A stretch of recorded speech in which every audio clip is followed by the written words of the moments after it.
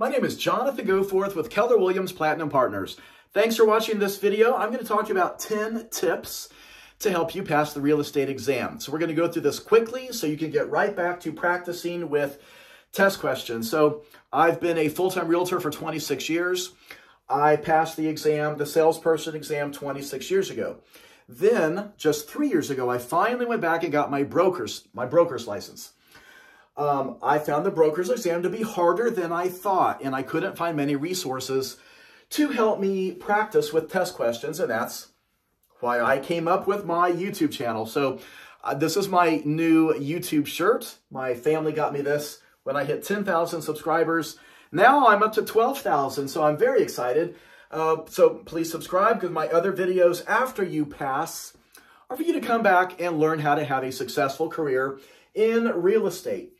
This is what I did to pass my broker's exam. This is going to help you pass your salesperson exam. Number one, I want you to study. I want you to learn the vocabulary. Go through your material and learn it. Practice it. Go over it over and over and over. And then I want you to practice with test questions. Now, when I first started this 26 years ago, there was no social media yet. There was no YouTube. There was no Facebook. None of that existed yet. But now it's so much easier for you to practice with as many different videos as you can find. I have lots of test question videos. So go through my channel. Some of them are from last year. They are all good. They're good for all 50 states, and practice with test questions. The reason why the exam is brought to you through multiple choice questions. And so that's how you need to really practice studying. It's like practicing in high school for the ACT.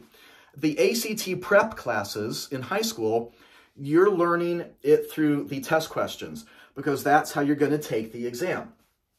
Same here. Learn your material, but then practice with test questions, so you're very comfortable in the environment of how you're going to take the exam. Here's what I did. I'm older now, and as we age, it's harder to sit still and take an exam like this, because we're just not used to studying and sitting through an exam this long. And it's a hard exam. I use my finger to keep me focused on the screen. I'm right-handed. You're sitting at a computer at a little cubicle desk. There's going to be somebody next to you, somebody on either side of you. There's going to be people backing up to you, probably. And I use my right hand. I keep it on the mouse. My left hand, I hold it on the screen. This is just something to help me stay focused. This is how I also read. Many times when I'm starting to get tired, I use my finger so I don't start skipping words or skipping lines. It also keeps me focused. And I drag my finger along. That's how I read with it. And I'm pointing. So I want you to point with your finger. If you're struggling to keep focused, point with your finger. It will help. It helped me tremendously stay focused so I didn't get distracted. Earplugs. I've never worn earplugs before, but when I went for my broker's exam, I sit down at my little cubicle desk, and there's a woman behind me, and she starts sighing, making this loud sigh on every question. And I'm in the middle. I'm going through my questions, and I hear this just annoying sigh. You talk about distracting me. Well, my testing center provided earplugs, so I'm undoing them for the first time ever. I'm squeezing them, putting them in, and I blocked her out completely. But what I would advise, if you don't know if yours is going to have earplugs or not, bring earplugs and practice with earplugs. I didn't practice with earplugs, but study a little bit with the earplugs in.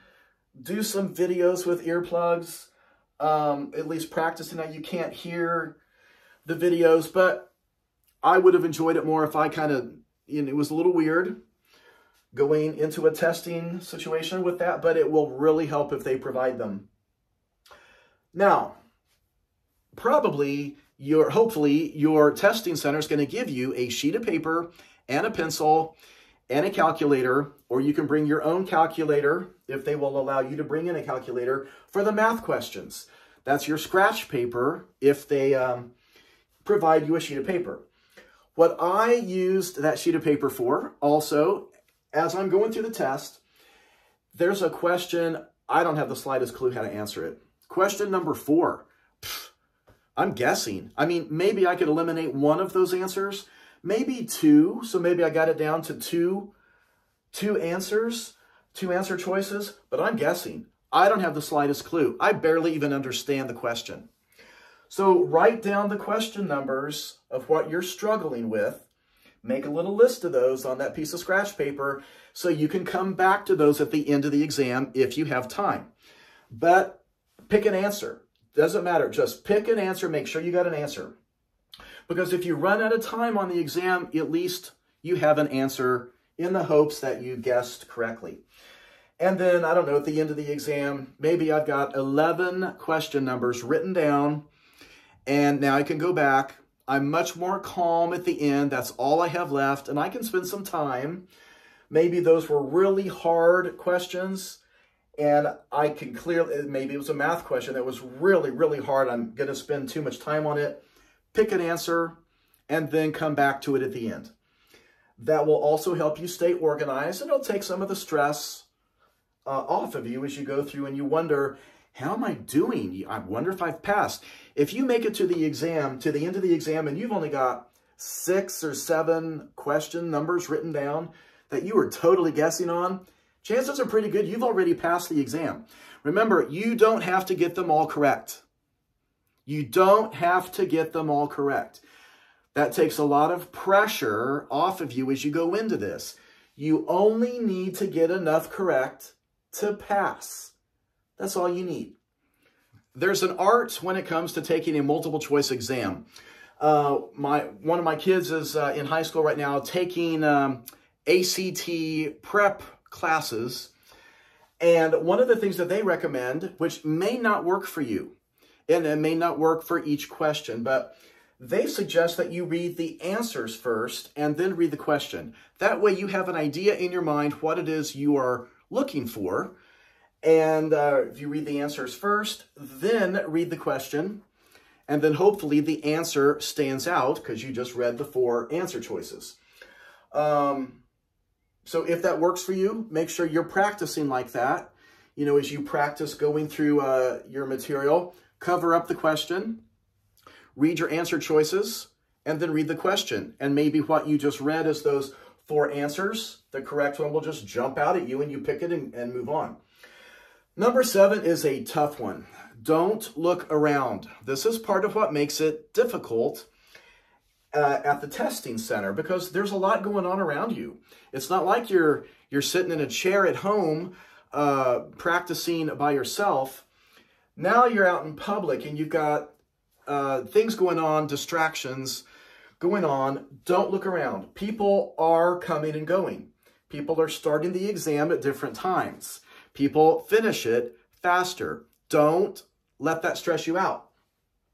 That's the kind of thing that does stress me out. I take longer. I'm a perfectionist. I go through those questions. I also pass. But don't look around. Don't become distracted. And that's another reason to wear earplugs. So the distractions going on around you are not affecting you. Number 8, eliminate wrong answers. So as you look at your answer choices, 1 or 2 of those will hopefully just stand out as, no, that's wrong. I know that's wrong. If you can eliminate 1 wrong answer, now you've only got 3 choices left. If you have to guess, your chances are higher. If you can eliminate 2 wrong answers, then you know you're down to 2 options. And that will help tremendously so you're not just picking blindly from all 4 choices. Don't choose an answer you've never heard of. So if you have put in a lot of time studying the material, remember back number 1, learn the vocabulary, know the material, and you come across an answer choice that you've never heard of, chances are that's a wrong answer. So put yourself in the position of the people who create these questions. They've got to test the knowledge of everyone in the country. How do they do that? So they're going to create a question. they're going to put in there a correct answer. Now, they've got to get creative and think of 3 other answers that are wrong to kind of trick up people. So sometimes they'll make up answer choices that have nothing to do with anything. And if you see that, and you will, don't choose an answer you've never heard of.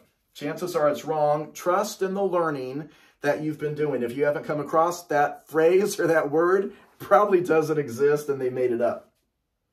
Number 10, for the most part, and this is what they teach in a lot of ACT classes, for the most part, your first impulse is usually correct.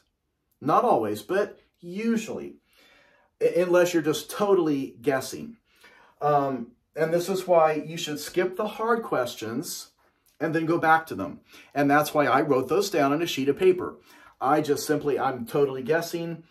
And I don't want to sit there and analyze this question for 5 minutes, wasting time. I will pick an answer. I will write down that question number so that I can come back to it later, because you don't have to get them all correct. You just need enough correct to pass the exam. There's a few math questions, not very many.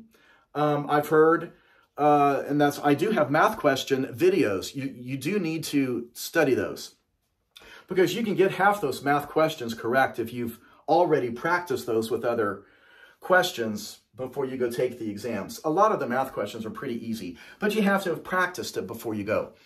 I have heard if you get all the other questions right and you miss the math questions, you should probably still pass the exam. There's not that many on there. That's the 10 tips I do that helped me pass. And so I hope this helps you pass. Now, click on the 2 links popping up on your screen. It's time to practice some test questions. Please give this a like. Please subscribe. And one thing I don't have on there, take the test quickly. Just get this over with. Study like crazy as fast as you can. Get your test scheduled quickly. Don't let this drag out for weeks. Go take it quickly and get it over with. That way you've passed it and your real estate career can begin. Thanks so much. See you on the next video.